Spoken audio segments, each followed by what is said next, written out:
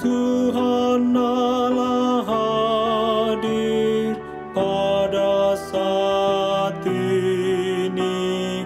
Hai, sembah sujud di sini.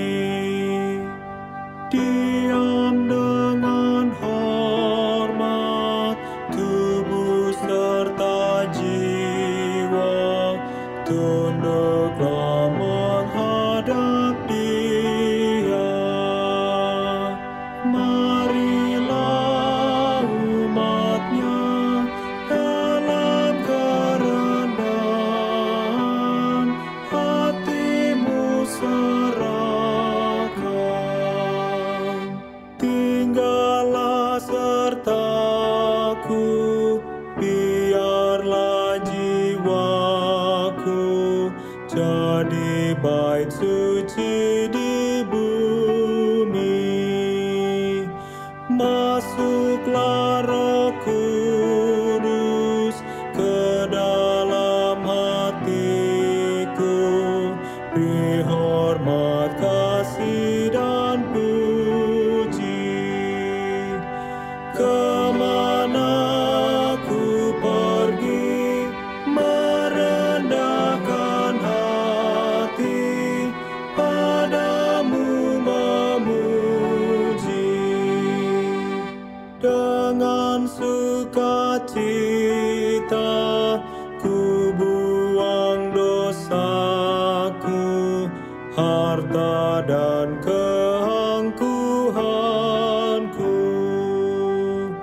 Jiwa dan ragaku sembahkan padamu dengan sepenuh hatiku.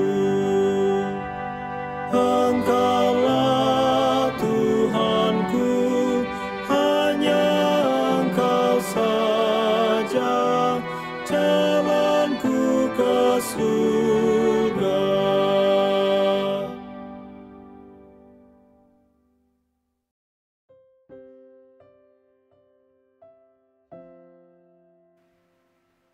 Shalom saudara-saudara yang terkasih di dalam Yesus Kristus, salam damai, salam kasih, dan selamat bertemu pada hari ini di dalam firman Tuhan renungan kita bersama-sama. Pada waktu ini kita akan mempelajari satu pelajaran lagi yang begitu baik buat kita masing-masing. Mari berdoa. Tuhan Allah Bapa di sorga, Engkau pimpinlah kami, berkatilah kami agar kami dapat mengerti nasihat firman-Mu ini dengan baik. Dalam nama Yesus kami sudah berserah. Amin.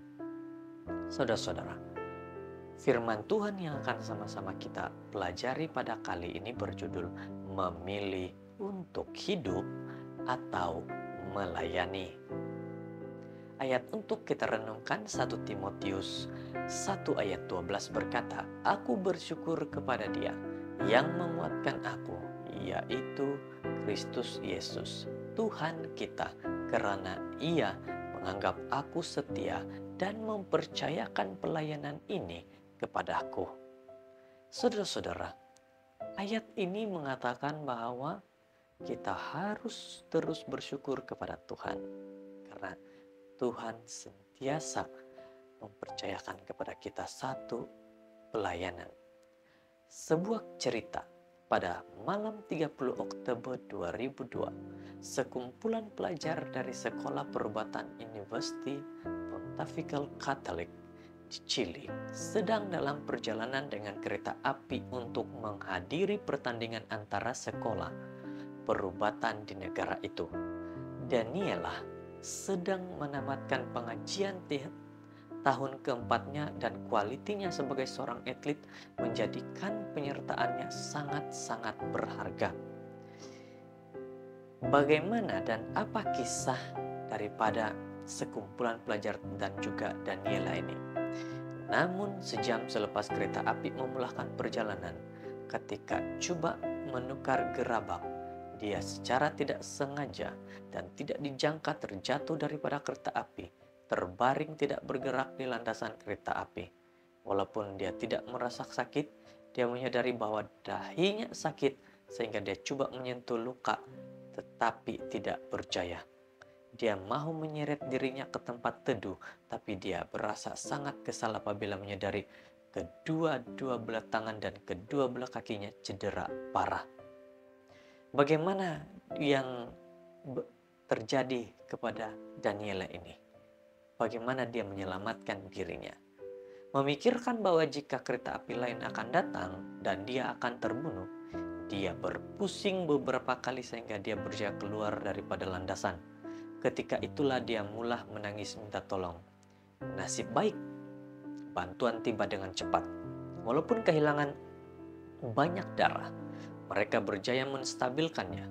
Dia menghabiskan berminggu-minggu berikut di hospital dan beberapa bulan kemudian dia masuk ke pusat pemulihan di mana dia menerima prostetik pertamanya. Apakah dia boleh meneruskan atlet? Bagaimana dan apa yang harus dia buat? Dia merasa empati khusus kepada ketua dokter unit yang juga mempunyai prostesis di lengan kanan. Walaupun dia menyadari kehilangan beberapa anggota badannya yang tidak dapat dielakkan, dokter meninggalkan kesan yang berkekalan terhadap kehidupan Daniela apabila dia memberitahu, kehidupan Anda ialah hasil daripada perbuatan Anda. Apa maksud daripada kata-kata ini? Apa yang kita mengerti daripada kata-kata ini? Menurut buku autobiografi I Choose to Live,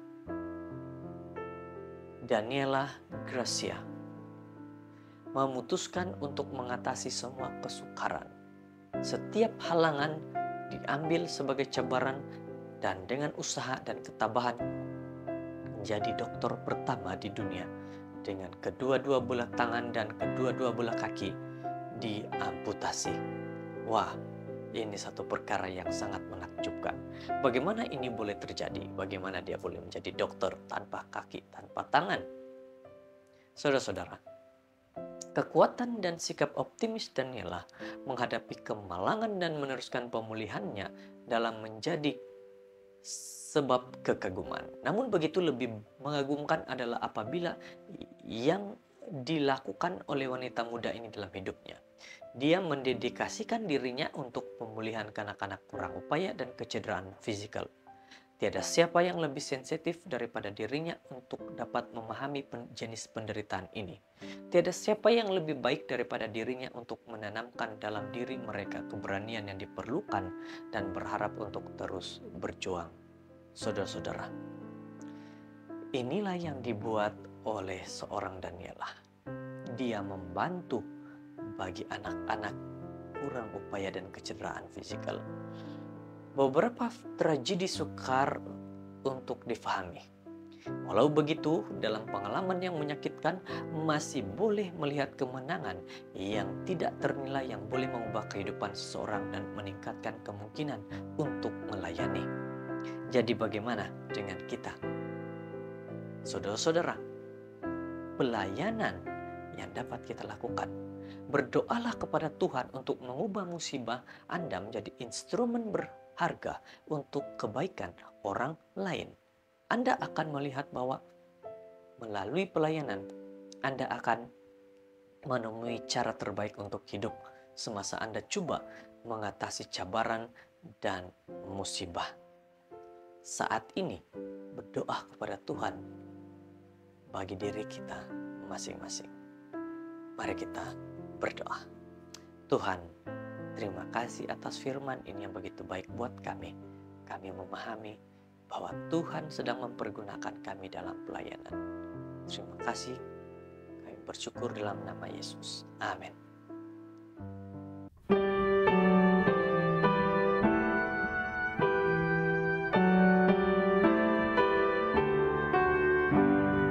Tuhan Allah hadir pada saat ini. Hai sembah sujud di sini. Diam dengan hormat tubuh serta jiwa. Tunduklah menghadap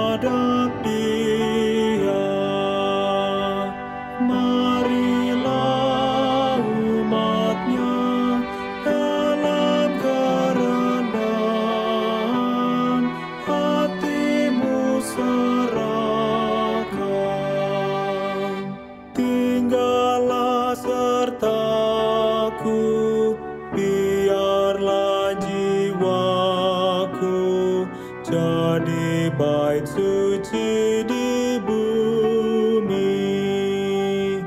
Masuklah Roh Kudus ke dalam hatiku, beri hormat, kasih, dan puji. Kemana ku pergi, merendahkan hati, padamu memuji. Dengan sukacita ku buang dosaku, harta dan keangkuhanku. Jiwa dan ragaku sembahkan padamu, dengan sepenuh hatiku. Engkaulah Tuhanku, hanya Engkau saja jalanku ke surga.